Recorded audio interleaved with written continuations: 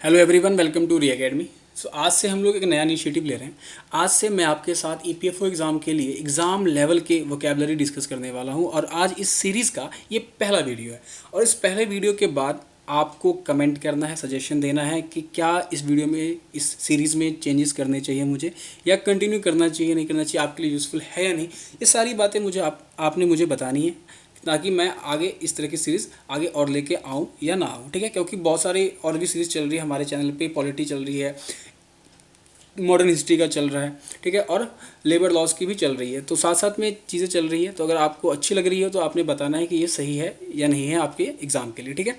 तो स्टार्ट करते हैं आज का पहला वर्ड। और पहला वर्ड है हमारे पास एब्डिकेट। एब्डिकेट का मतलब होता है to step down from position of power और रिस्पॉन्सिबिलिटी। आप जिस भी जगह पे हैं, जिस भी पोजीशन पे हैं, जिस भी पावर में है, उससे पीछे हट जाना, ठीक है, उससे पीछे हट जाना। हिंदी में अगर बात करें तो पद का त्याग कर देना, या गद्दी छोड़ देना, या अपनी जिम्मेदारी से भी पीछे हट जाना, है, रिस्पॉन्सिबिलिटी से भी पीछे हट जाना। तीनों ही चीज़ों में कॉमन क्या है? कॉमन ये है कि तीनों ही चीज़ें आप अपनी स्व इच्छा से करते हो, ठीक है। आप अपनी स्व इच्छा से करते हो, खुद करते हो, ठीक है। तो यहाँ पे ये चीज़ आपको याद रखनी है। एग्जाम्पल की बात करें तो the queen says she didn't abdicate the throne for these two reason. वो किन्हीं दो कारणों की वजह से रानी जो है वो अपनी गद्दी से पीछे नहीं हटेगी, वो एब्डिकेट नहीं करेगी, ठीक है। सिनोनिम्स देखें तो अबेंडन, एब्ज्योर, फोरसेक, और एंटोनिम्स परस्यू, कंटिन्यू और डिफेंड करना, ठीक है। ये चीज़ें आपको याद रखनी है। मेन अगर आप वर्ड याद करते हैं तो ये भी एग्ज़ाम के लिए काफ़ी ज़्यादा है। लगभग मैं ट्राई करूँगा कि एग्ज़ाम से पहले 500 प्लस तो हो ही जाए हमारे वर्ड हमारे पास, ठीक है। और एग्ज़ाम्पल की अगर बात करूँ मैं आपके साथ, तो अगर आप पे एग्ज़ाम्पल लूँ तो एज एन एस्पिरेंट अगर एग्ज़ाम्पल हो तो क्या होगा कि you abdicated your responsibility as an aspirant, that you avoided your study in lockdown period, ठीक है। आपने इस लॉकडाउन में, इस कोरोना पीरियड में क्या किया? अपनी स्टडी को अवॉइड किया। तो आप अपनी रिस्पॉन्सिबिलिटी से क्या हो? एब्डिकेट कर गए हो, ठीक है। तो स्टार्ट करते हैं, नेक्स्ट देखते हैं। अब्जेक्ट। अब्जेक्ट का मतलब होता है होपलेस, एक्सट्रीमली सैड, या डिफीटेड, हारा हुआ व्यक्ति, ठीक है। दयनीय कह सकते हैं, भयानक स्थिति या चिंतापूर्ण स्थिति। तो ये इन शब्दों का मतलब है एब्जेक्ट के लिए। एग्जाम्पल देखिए तो promise to help for a KZN, ये किसी प्लेस का नाम है। Man living in abject poverty, तो किसी ने प्रॉमिस किया है एक पर्सन को जो कि अब्जेक्ट पॉवर्टी में रह रहा है, एक दयनीय गरीबी में, जहाँ से उसका निकलना काफ़ी मुश्किल है, उस स्थिति में पहुँच गया वो, ठीक है, हारा हुआ व्यक्ति। और अगर एग्जाम्पल की बात करूँ मैं तो अस्लेव, जो कि नौकर होता है, जो गुलाम होता है, a slave would be objected in all likelihood. जो गुलाम होता है वो हर भौतिक सुख सुविधा या हर चीज़ से क्या होता है? अब्जेक्ट होता है, वो होपलेस होता है, ठीक है। सिनोनिम्स देखें तो मिजरेबल, दयनीय, स्कमी, और एंटोनिम्स देखें तो एक्सीलेंट, नोबल और कमेंडेबल, ठीक है, सराहनीय। नेक्स्ट वर्ड देखते हैं, अब्रिज। अब्रिज का मतलब होता है टू शॉर्टन या टू कंडेंस करना, किसी चीज़ को रिड्यूस करना, कम करना, छोटा करना। रिड्यूस करना इस तरीके से ताकि जो उसकी इसेंशियल एलिमेंट थे, जो ज़रूरी चीज़ें थी, वो ना बदले, ठीक है, वो ना बदले, और बिना बदले उसको क्या करें हम? साइज़ को छोटा कर दें, उस चीज़ को कंडेंस कर दें, ठीक है। Example, the thoughtful editor had abridge the massive book by removing boring parts, ठीक है। एक जो एडिटर है उसने क्या किया? एक बड़े बुक को, मैसिव बुक को उसने छोटा कर दिया। कैसे? बोरिंग चैप्टर्स को, बोरिंग पार्ट्स को हटा के, ठीक है। लेकिन आपको याद रखना ये चीज़ें कि बिना उसके इसेंशियल पार्ट को हार्म किए हुए, ठीक है, इसेंशियल पार्ट रहना चाहिए। अगर नेक्स्ट एग्जाम्पल की बात करें, नेक्स्ट एग्जाम्पल है, reading books can be transport us to fantastical lands created just with the for younger readers an abridged version would be more suitable. जो नए नए रीडर्स होते हैं या जो बच्चे होते हैं, बच्चों क्या, जो नए रीडर्स भी होते हैं ना, उनको काफ़ी पतली बुक्स पसंद है। जैसे कि फॉर एग्जांपल मैंने अभी बुक्स पढ़ना स्टार्ट की है, नॉवेल्स वगैरह, तो मैं काफ़ी पतली बुक्स ही ऑर्डर करता हूँ ताकि वो जल्दी ख़त्म हो जाए, ताकि मेरा इंटरेस्ट बना रहे। तो बच्चों के लिए क्या चाहिए, या यंगर रीडर्स के लिए क्या चाहिए? एब्रिज्ड वर्जन चाहिए, छोटा वर्जन चाहिए, ताकि कम शब्दों में वो कहानी समझ जाए, ठीक है।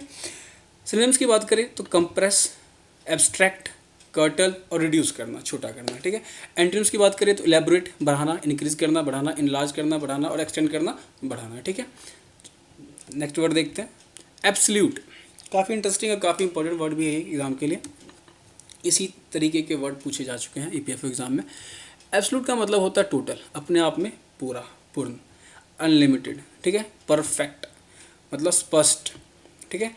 An absolute ruler is one who is ruled by no one else. एक एब्सोल्यूट रूलर कौन होगा? एक ट्रू, टोटल, परफेक्ट रूलर कौन होगा? जो किसी और से रूल नहीं किया जाता। फॉर एग्जाम्पल किंग जोम जो है, वो डिक्टेटर जो है, वो ट्रंप की धमकियों से भी नहीं डरेगा अभी, ठीक है। क्योंकि वो क्या थे कि एब्सोल्यूट रूलर थे, उन्हें ट्रंप की धमकियां भी नहीं डरा सकी। नेक्स्ट एग्जांपल की बात करें तो फ्रीडम ऑफ स्पीच, ये वर्ड आपने पॉलिटी के चैप्टर में बहुत बार पढ़ा होगा। फ्रीडम ऑफ स्पीच नहीं, एब्सोल्यूट वर्ड। आपने हर एक आर्टिकल में हर एक राइट का बात पढ़ा होगा कि जो राइट है वो एब्सोल्यूट नहीं है, कुछ रीजनेबल रिस्ट्रिक्शन इसके साथ आते हैं, ठीक है। यहाँ पे वही बात कह रहा है कि freedom of speech is not absolute, the parliament can impose restriction reasonably on only ground listed in article 19(2). ये अलग बात है यहाँ पे, लेकिन हर आर्टिकल के बाद आपने पढ़ा होगा, हर राइट के बाद आपने पढ़ा होगा कि जो राइट है फ्रीडम ऑफ स्पीच का, फ्रीडम ऑफ एक्सप्रेशन का, राइट टू मूवमेंट का जो राइट है वो एब्सोल्यूट नहीं है, कुछ रीजनेबल रिस्ट्रिक्शन पे उन्हें रोका जा सकता है। For example right to movement जो है, कोरोना के पीरियड में क्या हुआ, घर से बाहर निकलना बंद कर दिया गया on the basis of disease, है ना, बीमारी के नाम पे गवर्नमेंट ने क्या किया, लोगों का घर से निकलना बैन कर दिया। तो यहाँ पे एब्सोल्यूट का मतलब क्या होता है, जो पूर्ण हो। तो फ्रीडम ऑफ स्पीच या राइट जो है वो क्या है, पूर्ण नहीं है। सिनोनिम्स क्या हो गए इसके, कंक्लूसिव, फॉल्टलेस और इनफ्रेगेबल।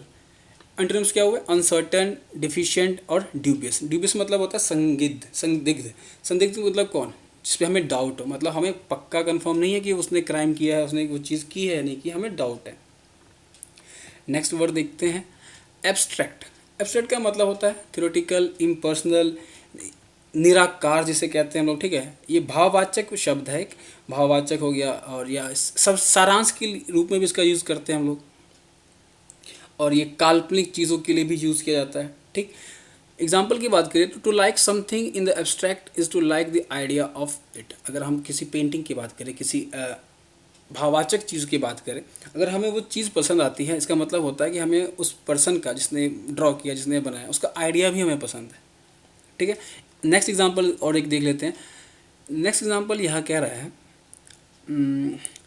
हर involvement with spiritualism and ridiculed her art to such an extent she can only be described as one of the great abstract artists। क्योंकि वो अपने पेंटिंग्स में, अपने क्रिएटिविटी में वो स्पिरिचुअलिज्म और इस सब को ड्रॉ करती है, सबको डिक्टेट करती है, तो वो क्या है, ग्रेट एब्स्ट्रैक्ट आर्टिस्ट है। इसके अलावा एब्स्ट्रैक्ट का मतलब निकालना भी होता है, किसी चीज़ से बाहर निकालना, एब्स्ट्रैक्ट करना, ठीक है। For example she tried to abstract my attention from my work. वह कोशिश कर रही है मुझे अपने काम से निकालने की, अपना ध्यान वो मेरी तरफ खींचना चाहती है, ठीक है। Abstract my attention from my work, तो एब्स्ट्रैक्ट का मतलब निकालना भी होता है। सिनोनिम्स की बात करें तो अब्रिज, हमने पीछे भी देखा, अब्रिज, सिनॉप्सिस। और एंटोनिम्स की बात करें तो पर्सन, एंटिटी, कंक्रीट। ये सारी फिजिकल चीज़ें हैं, यहाँ पे देख रहे हो, पर्सन, एंटिटी, कंक्रीट। और ये एब्स्ट्रैक्ट का खुद क्या है, एक भाववाचक चीज़ है। तो ये थे आज के हमारे 5 वर्ड। काफ़ी छोटा लेक्चर बनाने की कोशिश कर रहा हूँ ताकि आपको इंटरेस्ट है, आप इन्जॉय में खाते पीते आप अपने वीडियो देख के आप अपना नॉलेज बढ़ा सको और अपना वोकैब भी स्ट्रॉन्ग कर सको एग्ज़ाम के लिए, ठीक है। तो ये था आज का हमारा वीडियो। इसकी पीडीएफ आपको मिल जाएगी रीअकैडमी के टेलीग्राम चैनल से। अगर वीडियो अच्छी लग रही हो तो आप लाइक कर सकते हो, सब्सक्राइब कर सकते हो, कमेंट ज़रूर करके बताइएगा कि ये वीडियो सही है, ये इनिशिएटिव सही है या नहीं, ताकि मैं आगे वीडियो बना सकूँ। तब तक के लिए ख्याल रखिए, स्वस्थ रहिए, थैंक यू।